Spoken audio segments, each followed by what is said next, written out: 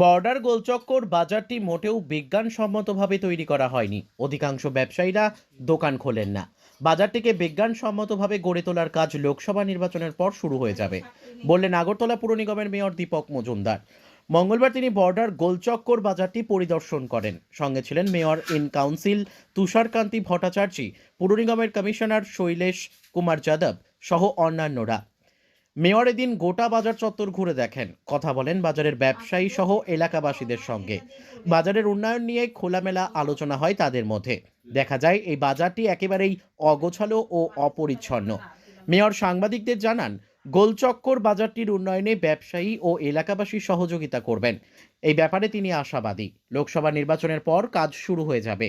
এর মধ্যেই প্ল্যান তৈরি করে দেওয়া হবে। বাজারটি বিজ্ঞানসম্মত উপায়ে গড়ে না তোলায় ক্রেতা বিক্রেতাদের সমস্যা হচ্ছে বলে স্বীকার করেন তিনি। প্রায় 90% ব্যবসায়ী দোকান বন্ধ রাখেন। উন্নত বাজার গড়া হলে আর এই সমস্যা থাকবে না বলে অভিমত মেয়রের।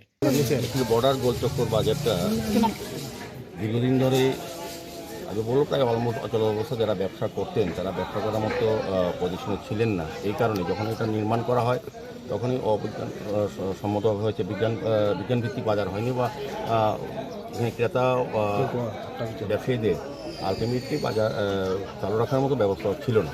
তো যাই হোক, দীর্ঘদিন সংস্কার অভাবে ছিল। তো এখানে যারা ব্যবসায়ীরা আছেন বা এখানে আমাদের কর্পোরেটররা আছেন, মহোদয়, এমএসসি মেম্বার, আমাদের মনোজকান্তি দেব রায়, আমাদের তারা কিন্তু আবেদন করেছেন। আজকে আমাদের সঙ্গে আমাদের কমিশনার সাহেব ডক্টর শৈলেশ যাদব সহ আমাদের বিভিন্ন আধিকারিকরা এসছেন এবং ব্যবসায়ী সমিতির সঙ্গে আমাদের যারা প্রতিনিধিরা আছেন এই এলাকার সবার সঙ্গে কথা বলা হচ্ছে বাজারটাকে আরও উন্নত করা। এই কারণে এখানে লাইট হাউস হচ্ছে, এখানে প্রায় 1000 পরিবার আসবে, তাদের সঙ্গে আরও লোকজন থাকবে।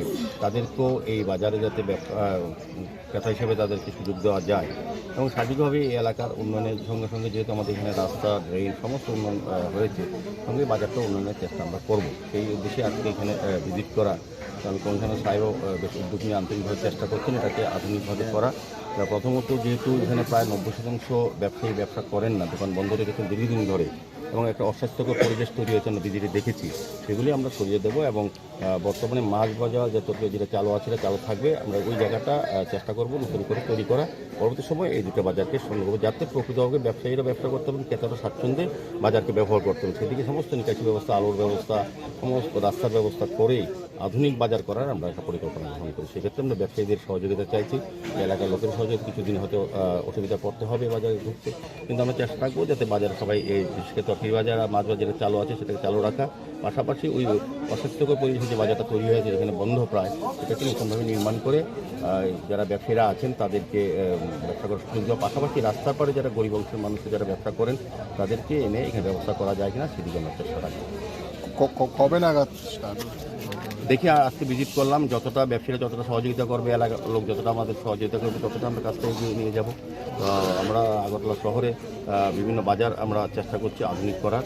সেক্ষেত্রে আমরা কাজে হাত দেওয়ার চেষ্টা করছি। এর মধ্যে এটাও হবে, ইলেকশনে কিছুটা এখন হয়তো বারটা থাকবে, করা যাবে না ইচ্ছা থাকলেও।